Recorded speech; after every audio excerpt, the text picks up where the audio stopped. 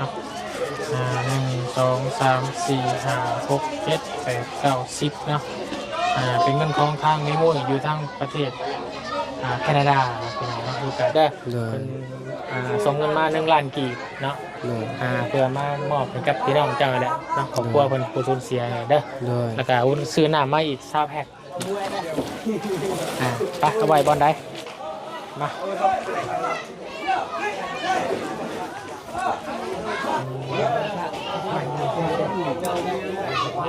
กันนั่งเลยน้องรัดสบายดีอยากมาสดซอยเน่าทางครอบครัวเพื่อกินลมกินทานหรือว่าทำบุญนำครอบครัวเจ้าเด้อไว้ให้สื่อเรื่องต่างๆเด้อทางแขกคนมันมาเยี่ยมยามแล้วก็มาแสดงความเสียใจนำเด้อแต่ว่าให้ลูกเนาะโอ้ลูกเก็บเนาะลูกก็เนี่ย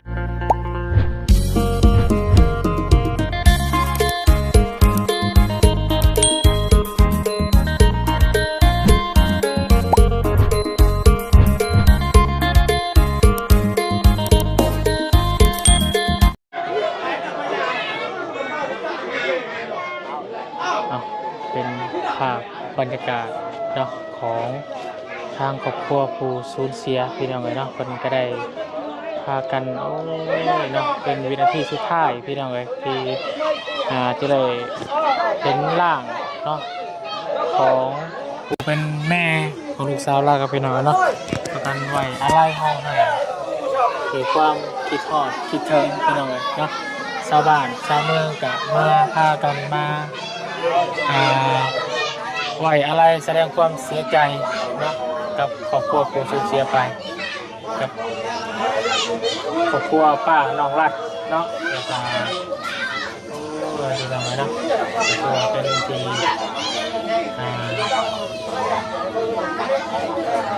น่าเห็นใจเนาะแต่ว่าพี่น้องในความตายเนาะเป็นข้อสุบัติยามตื่นมาสอบจังหวะยามเดียวเนาะ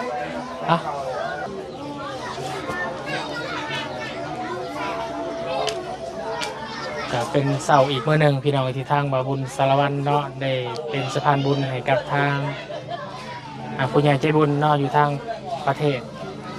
อยู่ทางต่างประเทศพี่น้องเนาะทางแม่มุ้ยเนาะคนก็ได้เห็นคลิปบาบุญในลงไปเมื่อวานนี่ก็อยากร่วมทำบุญเนาะส่งเงินมา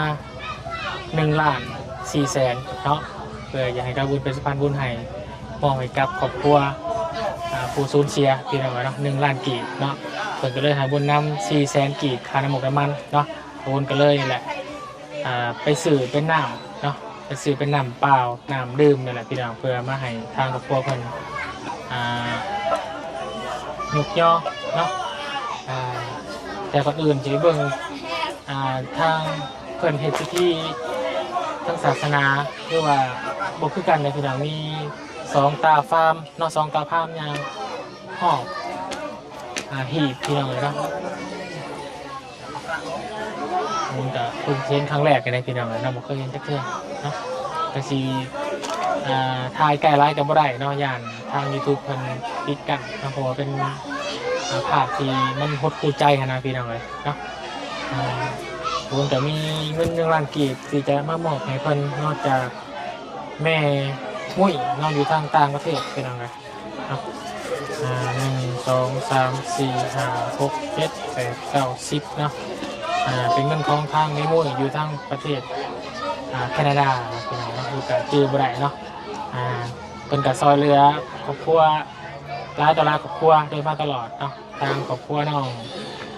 น้ำเนาะหรือว่าน้องแช่พูดในหมู่บ้านซะแล้วอย่างที่ว่าร้ายครอบครัวอยู่ที่แม่มันจะซอยมาเนาะจากนั้นทางวนเองก็ขอบคุณคุณขอบใจเด้อทางไอ้โม่เนาะที่ให้ทางวนเป็นสะพานบุญให้เนาะมอบเงิน1 ล้านกีบเพื่อมากินทานรวมทำบุญกับครอบครัวผู้สูญเสียเนาะขอให้ส่วนบุญกุศลที่แม่ได้เฮ็ดมาแต่กระทำมานี่ขอกลับคืนหาครอบครัวของแม่เพิ่นสุขสุขคนให้อยู่ดีไม่แห้งให้สุขกายสบายใจเพิ่นสุขสุขคนเด้อเนาะพี่น้องเดี๋ยวไปมอบเงินนำกันพร้อมน้ำ20 แพ็คพี่น้องเลยเนาะก่อนอื่นได้พี่น้องเด้อทางบุญสารวัตรขอกราบทักทายสบายดีพ่อแม่พี่น้องเพิ่นสุขคนเด้อสบายดี FC ผู้ใหญ่ใจบุญทุกท่านเนาะยินดีต้อนรับเข้าสู่ช่อง YouTube บุญสารวัตรคือเก่าคือเดิมขอบคุณคุณขอบใจหลายที่ให้เกียรติติดตามรับชมเนาะ ไปพี่น้องอันนี้ไปเบิ่งไปหับไปชนกันเนาะแต่ก่อนอื่นเอาน้ำไปหม้อกันก่อนพี่น้องเลยเนาะดีเนาะขาดไปบ่ได้พี่น้องเลยนั่นก็คือน้องเจียงและน้องสอนพี่น้องเลยสบายดีน้องคือว่าคนเนี่ยเป็นพี่น้องทั้งเจ้าป่ะพี่น้องทั้งไหนพี่น้องทั้งพ่ออ๋อก็คือเป็นน้องแล้วเป็นได้เป็นพี่น้องแบบใด เป็นพี่น้องนาซาวอ๋อคือว่าพี่น้องที่ว่ากินป้าบ่ได้นะเนาะทำมาซอยกันน้องซ้อนนี่เป็นคนในบ้านเนาะแบบว่ารู้จักกันเนาะแต่เราเกี่ยวเป็นคนเป็นพี่น้องเลยพี่น้องเลยเนาะคุยทั้งเมมุ้ยเพิ่นอยู่ทั้งต่างประเทศเด้อเพิ่นส่งเงินมา1 ล้านกีบเนาะเพื่อมามอบให้กับพี่น้องเจ้าแหละเนาะครอบครัวเพิ่นผู้สูญเสียเด้อแล้วก็อุ่นซื้อน้ำมาอีก20 แพ็คเพื่อย่อแก็บย่อคนนี่แหละเมื่อนี้ว่าเพิ่นส่งสการแม่นมันนี่ไปพังแล้วมันพังเนาะมันเนาะอยู่ภาษาเขาแล้วเนาะคือว่าเฮ็ดเทื่อมื้อนี้ยุติเนาะสร้างก็หยุดก่อนเนาะคลำเนาะแม่นแล้วพี่น้องเนาะกับอีกอย่างก็เป็นพี่น้องอีกพี่น้องขบุญสังเกตเห็นคือมี2เถายางหอบหันเป็นเฮ็ดพิธีป่ะแม่นเขาจำคือตีกลงฮะตีกลงดูสอยากไปเห็นแหละเนาะไปก่อนอื่นเอานี่แหละอันหน้าไปเลยไปมาจนไอ้ซอยกันน้องเคยละช่วยซอยกันพี่น้องเลยđau quê kêu quê đau kêu ơi kêu quê bơm vô ซอยกันพี่น้องđau bơm vô mình ra sẽ ao quê nè ไปเอาไว้บอลได้มา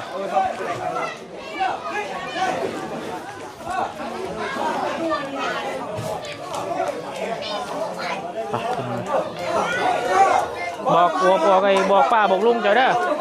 เอาไว้บอลได้เอาไว้รถบอลได้ท่านี้นะเอาไว้นี่ก็ได้เอาไว้เลยนะ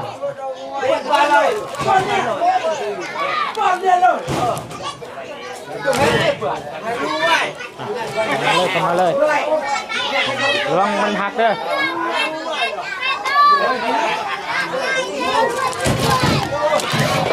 หักเด้ถ้าตังหักเด้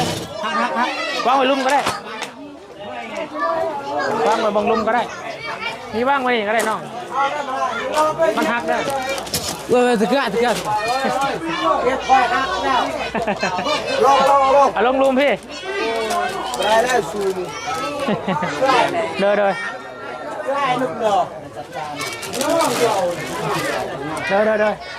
กินเลยน้ำเอาน้ำมาให้กินเด้อใช่พอใช่ตั้งไว้นี่ก็ได้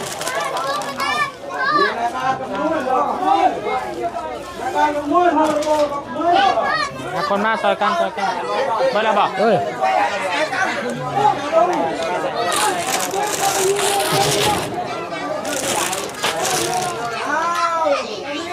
กลิ้งยินเลย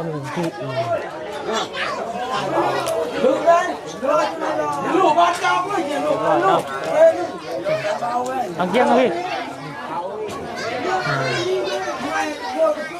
ใช้ผู้เป็นผัวเล่าคนใดผู้เป็นผัวว่ะ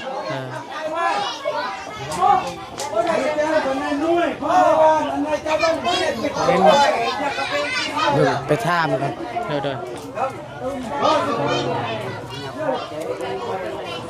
ขอบใจน้องซ้อนถามไปมึงเด้อขอบคุณสื่อกินข้าวเช้าพวนน่ะยังหมดกินป่ะมานอนมาเฝ้าเนี่ยป่ะเดี๋ยวบุญเขาไปหาครอบครัวคนก่อนเด้อกดเด้อไปเลยตัวนี้เลยผัวอ๋อคนนี้ป่ะไปน้องเชียงไปอยู่น้ำเพิ่นบ้านเดียวกันจะนอนไหมอยู่กันแบบนี้เลยพี่น้องเนาะทางครอบครัวคนแต่ถ้ากันนางเฝ้าเนาะทางอยู่เป็นแม่พี่น้องเลยเนาะก็เป็นนาทีสุดท้ายเนาะหรือว่าเป็นมือสุดท้ายจะส่งกันไปสู่ภพภูมิที่ดีพี่น้องเลย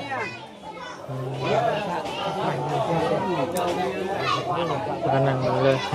น้องรัดสบายดีน้องล่ะ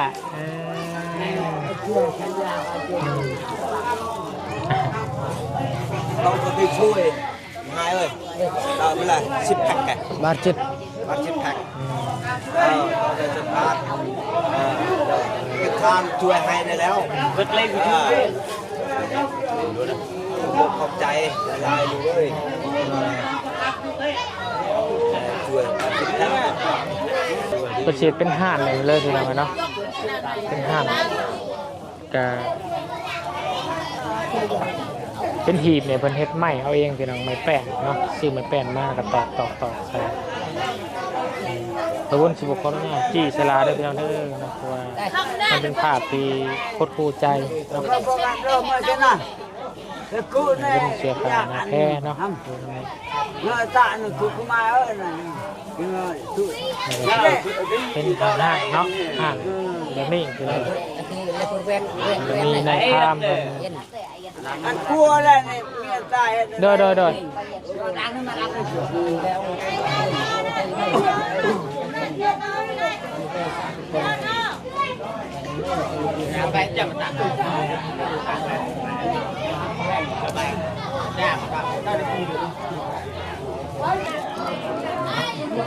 อ้โหลูกๆเป็นคนใดพี่น้องได้ต่างสิ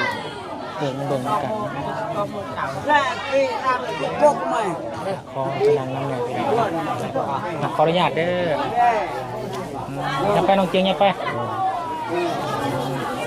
ใช้ลูกสาวเจ้ามีจักคน nè như bốc đèn แค่ออกมาพี่เบิ้งหาลูกครูเป็นลูกมาพี่เบิ้งหาเอาพี่แล้วก็มีคนได้อีกลูก ยังมีผู้หนึงอีกลาบอนมาตัวนี้ตัว มียิงหมดเลยบ่ này cháu lại mới lại là chỗ này cháu ơi lại cái miệng là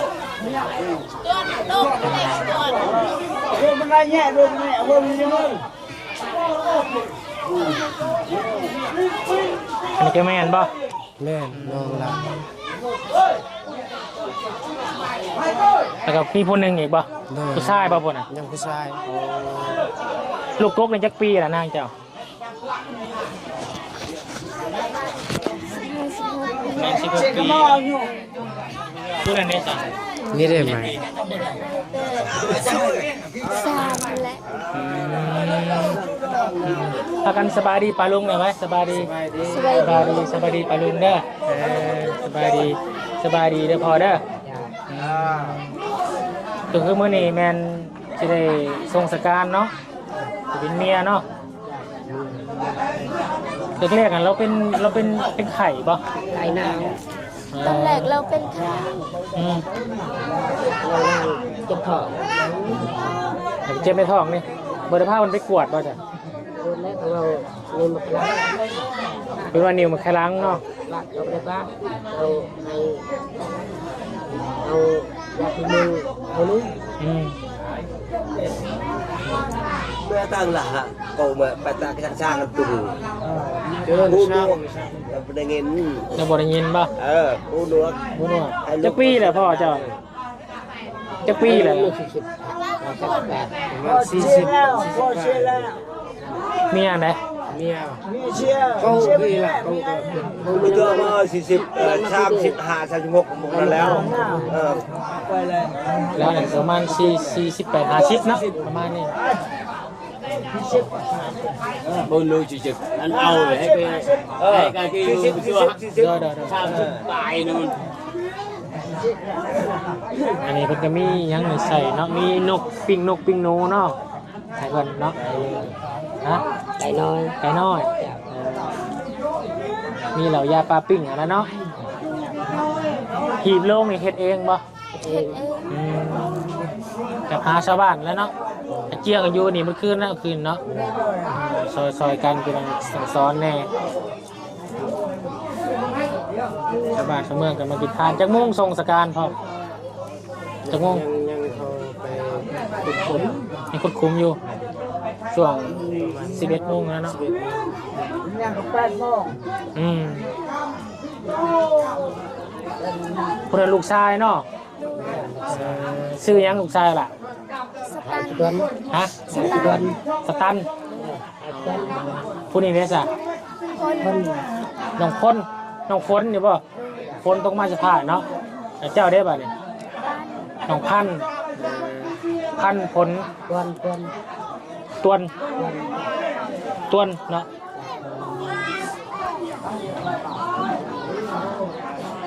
เป็นได้การแสดงความเสียใจเด้อเด้อเข้ามามื้อนี้มีน้ำ20แพ็คเด้อมากินทานน้ำเนาะแล้วก็มีทั้งแม่ใจบุญเนาะแม่มุ้ยในหลังเด้อแม่มุ้ยเพิ่นอยู่ทางต่างประเทศพุ่นแหละเพิ่นเห็นคลิปบาบุญมาถ่ายเจ้าเมื่อวานนี่แหละเด้อเพิ่นก็อยากร่วมกินทานน้ำเด้อเพิ่นก็ส่งเงินมา1 ล้านกีบเด้อเพื่อกินทานน้ำครอบครัวเจ้าเด้อ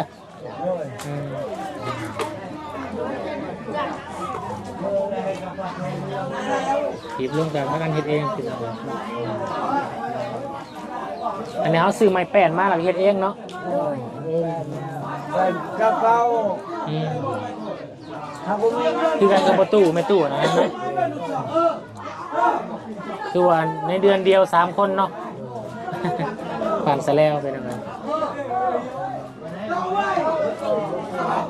เอาไม่แต่วุ้นชิมอบเงินหายเด้อพอเด้อเป็นเงิน ช่วยมูลาน 1 2 3 4 5 6 7 พอดด้วยไซออนเวจะดีก็ช่วย เป็นเงิน1 ล้านกีบเพิ่นก็อยากมาซอยๆเน่าทางครอบครัวเพื่อกินลมกินทานหรือว่าทำบุญนำครอบครัวเจ้าเด้อไว้ให้ซื้อเงินต่างๆเด้อทางแขกคนมันมาเยี่ยมยามแล้วก็มาแสดงความเสียใจนำเด้อ ขอบใจเด้อ เด้อเป็นยังเอาไปก่อน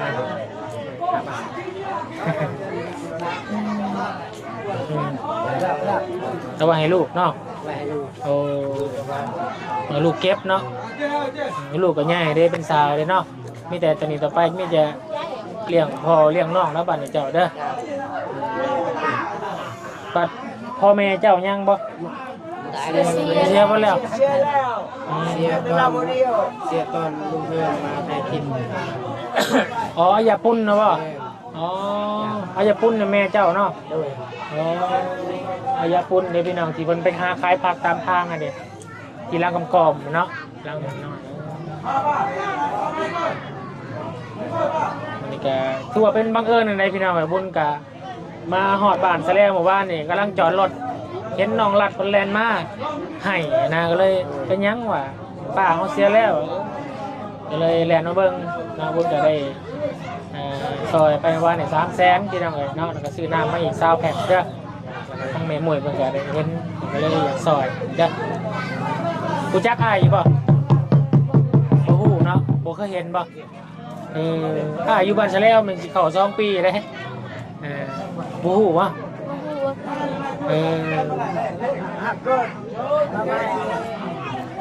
บ่อายุ15 16 ปีแหละบ่ฮู้เนาะเจ้าฮู้เฮาอยู่บ่เห็นหน้าเคยเห็นหน้าเฮาอยู่บ่เคยเนาะข้อยก็เคยมาเฮือนอัญญาปนเลยเฮือนอัญญาจอนบ่เห็นเนาะไปอยู่ไส ลูกเราซื้อคนระยะคน อ๋ออัญญาปนแต่ผู้นี้ชื่อปนที่ไปที่มาน่ะ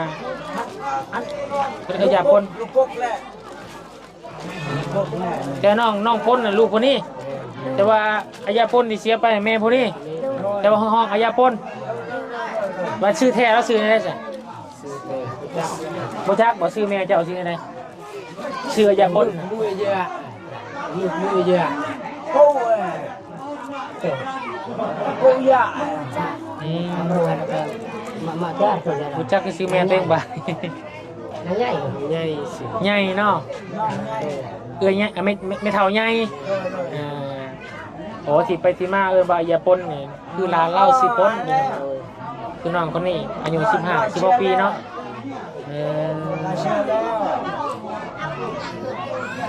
แต่ละมื้อน้องเฮ็ดหยังให้ลูกไปให้ไปสวนนี่บ่ ไปส่วน ไปส่ง พัก2-3 มือแม่เราจะพัก2-3 มือมาฮอด2 มือสัมแม่เราเสียไป เพราะว่าวุ้นก็บ่ค่อยเห็นหน้าน้องเพิ่นเด้เนาะน้องอยู่บ้านซะแล้วบ่ค่อยเห็นหน้าน้องเพิ่นบ่คุ้นปานใดแต่อยู่ให้อยู่สวนส่วนหลายเนาะ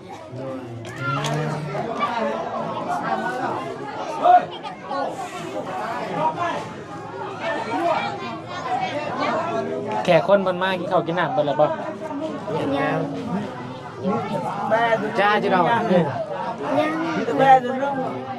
แม่มีหยัง ได้หยังให้เพิ่นกินจ้ะ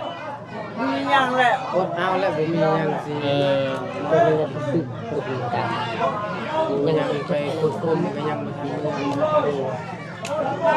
ยังบ่มีหยังยกย่อเพิ่นเนาะกินตามมีตามเกิดแล้วเนาะบ่มีอะนะหาซื้อน้ำซื้อหยังก็ได้เพิ่นกินน้ำมาวุ้นซื้อมาให้แล้วคือสิพ่ออยู่ดอกเนาะ ขอบใจเด้อ เนาะเป็นหยังเป็นหยังอืม แม่เชียร์โอ้ให้ กดเอาแหละนางเด้อไผก็คือกันเบิดนี่แหละกระบุญก็ยังเคยเสีย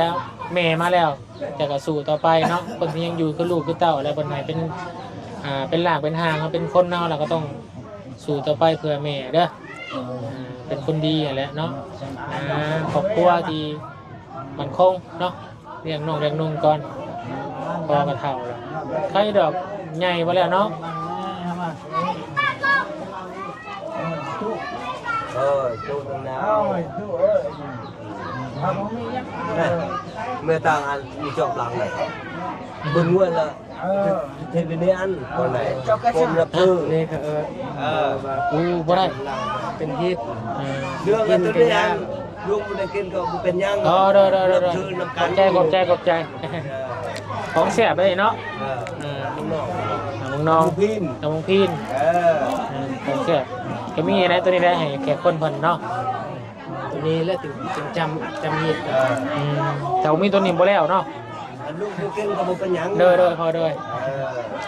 เอากินบ่ได้เจ็บกระเพาะเอาน่ะกินแล้วไปโรงหมอเด้อ ได้เป็นยัง แต่ว่าให้เป็นฮิตซื้อ ให้มีฮีตนะแขกคนมาก็ต้องมีตั้งอยู่เนาะมีตั้งให้คน ลูกก็ช่วยคนนี้แหละก็ขอบใจละลายหันดีไม่แห้งในทมโดนลานะตามีเงินการเงินแทนด้ โด วย สาธุใจทำล้านอยู่ เห็นแล้วก็ นำได้ เบิ่งอะไรมีเราก็เบิ่งตามที่เฮากำลังที่เฮาซอยได้เนาะเจียวเนาะก็พอได้เป็นกระบอกเสียงให้ผู้ใหญ่ใจบุญเพิ่นเห็นเนาะเพิ่นก็เห็นก็คือว่าเพิ่นก็ได้ซอยมาแล้วเนาะเพิ่นก็ดีใจหลายเนาะเพราะว่านี่อยากซอยหลายกู300,000อยู่มันน่ะบ่มีหลายเนาะเราก็ต้องมีครอบครัวต้องเบิ่งแย่งคือกันน่ะนะแต่มื้อนี้ก็ต้องขอขอบใจทางแม่มุ้ยเพิ่นนั่นแหละเนาะที่ซอยมาล้านกีบคือว่าได้ซอยหลายอยู่เนาะไปซื้อในอยู่ในกินในแข่งคนนี่แหละเนาะ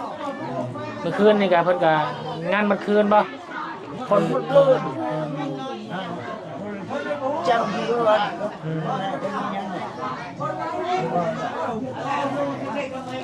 แล้วก็นั่งเฝ้านั่งแบบนี้แหล้วเนาะ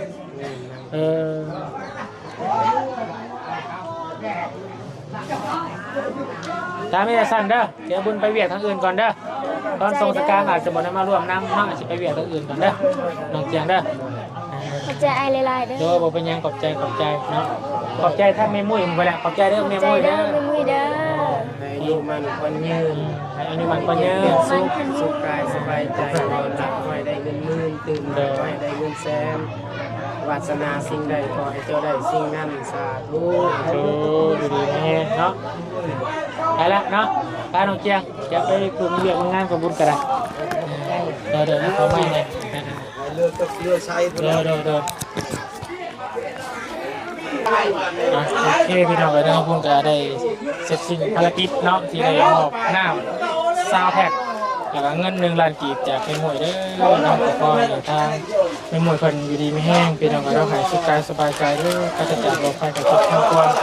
ซอยกันซ้ำซอยได้พี่น้องเนาะคือว่าเป็นนิจใจร้านนี่ได้เห็นน้องคนในการเฉลยเนาะแต่ก็มีต้นน้องไปดีเลยพี่น้องเนาะที่ไหนแล้วตามมีตามเกิดพี่น้องครับ โอเค โอเคพี่น้องไปโอเคพี่น้องเลยนะทุกคนก็ได้ทางบุญก็ได้ลงมาหอดเพื่อนน้องซอนแล้วพี่น้องเนาะก็ได้เรียบร้อยเนาะก็ได้บุญก็ซื้อนี่แหละพี่น้องเลยเนาะซื้อละซื้อยังมาสู้น้องซอนมากินไปงานทางอื่นต่อพี่น้องเนาะกินนะครับเป็น เรื่องทุกคนที่หลีกหนี้บ่ได้นะพี่น้องเนาะเรื่องความอ่าสูญเสียเนาะที่เรียกว่าเสียชีวิตเนาะเป็นทุกคนทุกชีวิตพี่น้องที่บ่มีการหลีกเลี่ยงได้เนาะแล้วก็สิ่งที่แน่นอนที่สุดก็คือเรื่องนี้แหละพี่น้องเนาะทุกคนแน่นอนอยู่แล้วต้องเสียชีวิตทุกคนเนาะดูที่ว่าจะซาเร็วๆพี่น้องเนาะแต่ว่าช่วงที่เรามีชีวิตอยู่เนาะเรามีสิทธิ์ที่จะเลือกเหตุมีสิทธิ์ที่จะเลือกทำได้เนาะเพราะฉะนั้นเราก็ต้องเลือกทำความดีเนาะสิ่งใดที่ยังบริเหตุบริษัทหรือว่ายังบริกระทำให้นี่ไปเหตุเรื่องนั้นเนาะก็มันจะสายเกินไปเนาะเอาวนกระทองไว้กับเองแบบนี้ตลอดพี่น้องเลยเนาะสำหรับที่นี่ขอลาก่อนแล้วพี่น้องสบายดีเด้อ